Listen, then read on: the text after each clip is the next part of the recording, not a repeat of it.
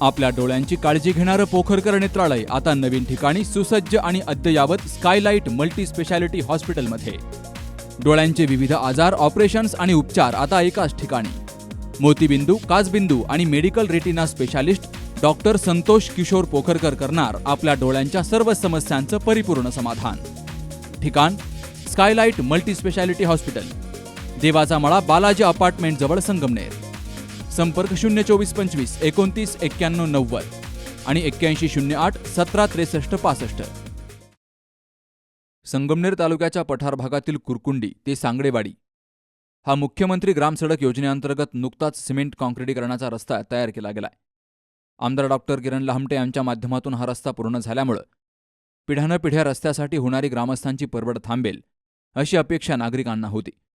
मात्र रस्ता तयार होताच खडी क्रशर साहित्याची वाहतूक करणाऱ्या अवजड आणि ओव्हरलोड डंपरची या मार्गावरून मोठ्या प्रमाणामध्ये ये-जा सुरू झाली आहे. या अवजड वाहतुकीमुळे सांगडेवाडी ते भोसदरी रस्त्याच्या परिसरातील सुरुवातीच्या भागातील काँक्रिटीकरण अक्षरशः फुटून गेलंय. त्यामुळे लाखो रुपये खर्च करून तयार झालेला रस्ता पुन्हा खराब होण्याची भीती नागरिकांमध्ये निर्माण झाली आहे. 4-5 दिवसांपूर्वी ग्रामस्थांनी या मार्गावरून जाणारी वाहनं अडवून चालकांना रस्ता खराब होईल त्यामुळे या मार्गानं अवजड वाहनं आणू नका अशी विनंती केली होती. त्यानंतर 2 दिवस वाहतूक बंद राहिली. मात्र पुन्हा डंपरची ये-जा सुरू झाल्यामुळे ग्रामस्थांनी संताप व्यक्त करत पोलीस आणि महसूलला या प्रकरणाची माहिती दिली आहे.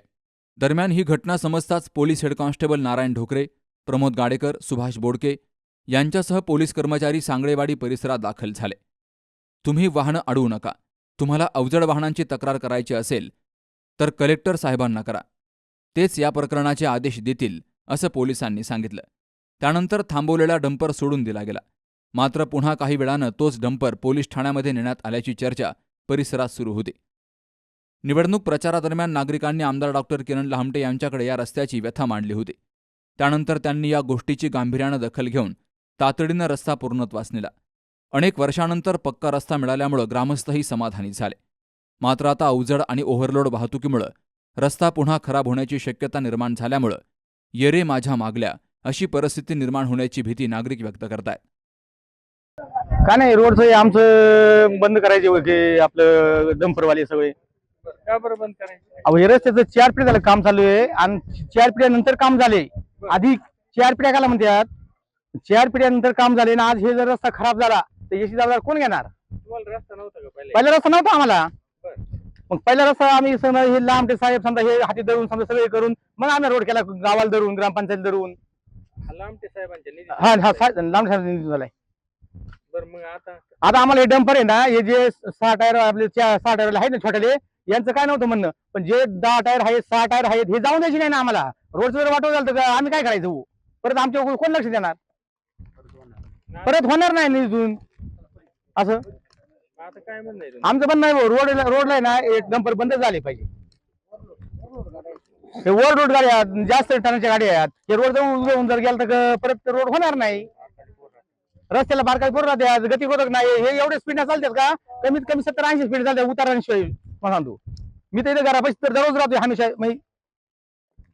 त्यांना अडवण्याचा प्रयत्न केला का? अहो त्यांना आम्ही 50 बारे सांगितलं समजून, ते ऐकतीच नाही. ते पोलीस स्टेशन पर्यंत जातात आमची तक्रार घेऊन. डंपरवाले काय म्हणतात? हे राजेंद्र सांगले ना, हे 2-3 बारे आम्ही ना, मला फोन केला, मी बाहेर होतो, तर राजेंद्र सांगले पोलीस स्टेशनला बोलावलं.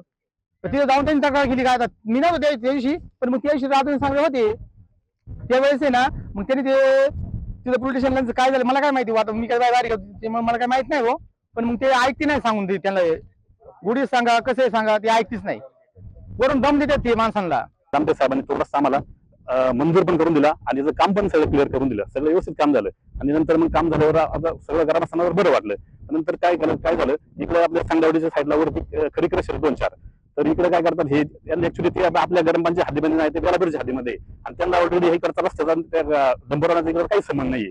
तर त्यांना तिथून या भोजरी फाट्यावरून बोट्या मार्गे तो रस्ता त्यांना जायला आहे. तर आम्ही हे लोकांनी काय केलं, आम्ही रस्ता तर कोणाचा अडवायचा नाहीये आणि त्यासाठी याच्यात पण नाही की रस्ता कोणाचा अडवायचा म्हणून. तर आम्ही फक्त डंपरांना समज दिली की बाबा तुम्ही आमचा खूप वर्षापासून रस्ता झालेला आहे, आमदार साहेबांनी आम्हाला रस्ता करून दिलेला आहे, तर तुम्ही इकडून जाऊ नका, तुमचा लिगल रस्ता आहे तो तुम्ही वापरा.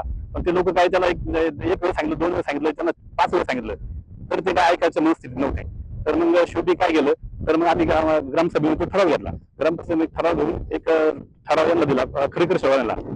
तर नंतर मग आणि याच्या महसूलवाल्यांना वगैरे कोणी सांगितलं बाबा साहेब असं आहे, तर बोलले तसं काही नाही म्हणले, तुम्ही आम्हाला सर ग्रामपंचायत ठराव लेटर द्या, हे तुमच्या अशी वाटप होती. तर ठीक आहे बाबा, आम्हाला ते येतं पण काय, पण ते ऍक्च्युली ते खडीच्या गाड्या आहे, त्या ग्रीडच्या गाड्या आहे, आणि ते एकतर इथून एक घाट सँक्शन रस्ता आहे आणि उताराचा रस्ता आहे. आता हे लोक काही व्यवस्थित चालतील नाही, आणि रस्ता पण अरुंद आहे खूप, डबल गाडी पण पास होत नाहीये. आणि हे लोक काय करतात, डायरेक्ट गाडी फास्ट मध्ये आणतात. गावामध्ये लहान लहान मुलं खेळत असतात, मोटरसायकलवाल्यांना पण जायला साईडला रस्ता नसतोय, साईडला खड्डे आहे, गटर आहे, तिथे पण पाण्याची भीती आहे. तर उद्या जर यांच्यामुळे कोणाला काही कमी त्याला जबाबदार कोण जाणार आहे. मग मुसलमानांना पण सांगितलं तरी बोले असं करा. मग ठीक आहे, आमची आता पाठीमागे ग्रामसभा झाली, तर ती काय कोरम अपूर्ण असल्यामुळे ती तहकूब झाली. नंतर आता आम्ही एक 4-5 दिवसांपर्यंत ग्रामसभा आहे, तर त्याच्यामध्ये विषय घेऊन आम्ही एक घारगाव पोलीस स्टेशनला एक तहसीलदार साहेबांना, एक साहेबांना आणि एक कलेक्टर साहेबांना ह्या रस्त्या संदर्भात एक जड वाहतूक संदर्भात आम्ही एक निवेदन देणार आहोत. तर त्या साहेबांनी एक व्यवस्थित लक्ष घालून यांना ते खडीकर शेवाळ्यांना आणि डंबरवाल्यांना योग्य ती समज द्यावी, अशीच आमची विनंती आहे.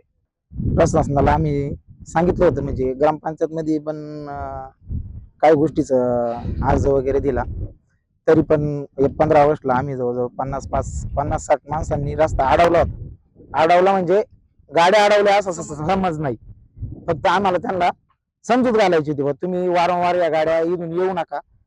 वर लोडच्या गाड्या आहे, वर आमच्या ग्रामस्थांना यायला जायला त्रास होतो, एक गाडी रस्त्याच्या पुढे 2 गाड्या बसती नाही. ते एकदा सांगितलं, 2दा सांगितलं, तरी बुवा ते गावकऱ्यांना म्हणतात का आमच्या गाड्या तुम्ही नाही जाऊ दिल्या, तुम्हाला आम्ही मुक्ताईच्या पलीकडे नाही देणार. पुन्हा नाशिक हायवे आम्हाला 2 किलोमीटर आहे, म्हणजे ते आम्हाला धमकी द्यायचा प्रयत्न करतात.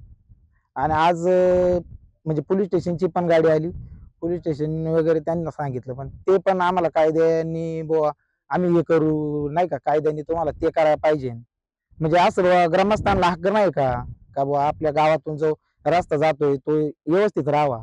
आज पिढी रस्ता नाही, आमच्या 70 वर्षापूर्वी आज रस्ता झालाय, आणि त्या रस्त्याचा व्यवस्थित म्हणजे वापरच नाही. असा जड मालाच्या वाहतूकच्या गाड्या जे जातात नाही, आम्हाला तो त्रासच आहे ना.